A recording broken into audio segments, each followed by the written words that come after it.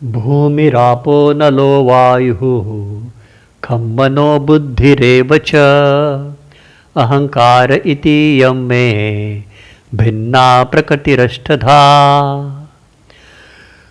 पृथ्वी, जल, अग्नि, वायु और आकाश तथा मन, बुद्धि और अहंकार, यह 8 प्रकार से विभक्त हुई मेरी प्रकृति है। ऐसा भगवान श्री कृष्ण ने भगवद गीता के 7वें अध्याय के 4थे श्लोक में कहा है। भौतिक ऊर्जा का आदि रूप प्रकृति है। 5 स्थूल तत्व अंतरिक्ष, वायु, अग्नि, जल और पृथ्वी प्रकट होते हैं। क्या पर्यावरण के बिना हम एक क्षण भी रह सकते हैं? तनिक ठहर कर इस बात पर भी विचार करना चाहिए, क्योंकि मानव जीवन पूर्णतः प्रकृति पर निर्भर है। फल, सब्जी, अनाज, औषधि, ऊर्जा, प्रकाश, प्राणवायु सब कुछ पर्यावरण से प्राप्त होता है।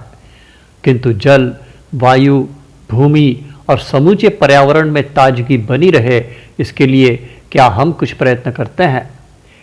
वर्तमान समय में यह ज्वलंत प्रश्न है जिसे हर व्यक्ति को अपने आप से पूछना होगा। मानव बहुत रचनात्मक प्राणी है।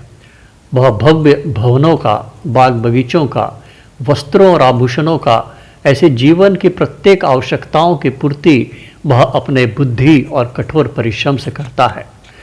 मनुष्य के अनुसंधान करने की शक्ति भी अद्भुत है।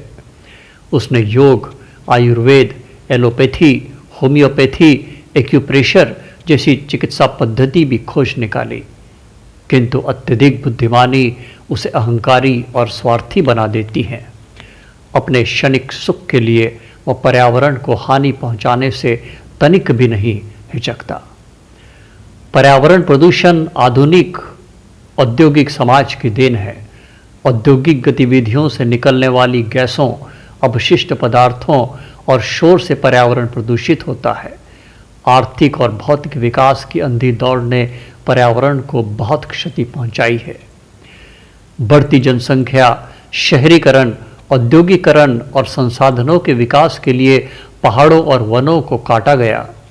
कृषि में रासायनिक खादों और कीटनाशकों के प्रयोग से भूमि की उर्वरकता कम हो गई। उपभोगवादी अर्थव्यवस्था के कारण जीवन शैली में बदलाव के चलते बिजली और इलेक्ट्रॉनिक उपकरण के अविवेकपूर्ण असीमित उपयोग होने लगे हैं। इससे हमारे पर्यावरण का असंतुलन निरंतर बढ़ता जा रहा है। इस असंतुलन को संतुलित करने का एकमात्र उपाय यह है कि हमें अपनी आवश्यकताओं पर अंकुश लगाना होगा। जलवायु परिवर्तन का दौर चल रहा है। वर्षा अनियमित हो गई है। भूजल स्तर निरंतर गिरता जा रहा है। विभिन्न क्षेत्रों में जल संकट बना हुआ है। वनों की कटाई से वन्य प्राणियों के समक्ष आश्रय और भोजन का संकट उत्पन्न हो गया है। बढ़ती आबादी के चलते कृषि योग्य भूमि पर भी घर बनाए जा रहे हैं। आगे अनाज का भी संकट उत्पन्न हो जाएगा। प्राकृतिक जल स्रोत, तालाब, कुआं आदि समाप्त हो रहे हैं। महानगरों की गंदगी एवं कारखानों से निकलने वाले दूषित पदार्थ नदियों में बहाए जा रहे हैं। इस कारण नदियों का शुद्ध जल विषैला होता जा रहा है। इससे नदियों में रहने वाले जीवों के लिए संकट उत्पन्न हो गया है। हमारे सभी शास्त्र कहते हैं कि प्रकृति के बीच उससे समन्वय करके ही जीव स्वस्थ और सुरक्षित रह सकता है और अपना विकास भी कर सकता है। आधुनिक विज्ञान भी इस बात को मानने लगा है। पर्यावरण का संरक्षण करना हर मनुष्य का कर्तव्य है। भारत में प्रकृति के विभिन्न अंगों को देवता मानकर उनकी पूजा अर्चना की जाती है। हम भूमि और नदियों को माता कहते हैं, वृक्षों और नदियों की पूजा करते हैं।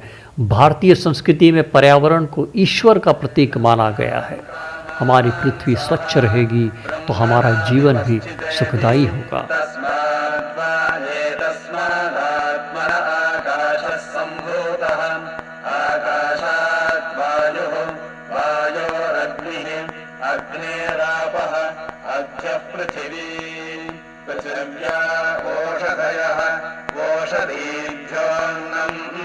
अन्नात् पुरुषः समाजेश पुरुषोऽन्नः समयः तस्यैदमेव शिलः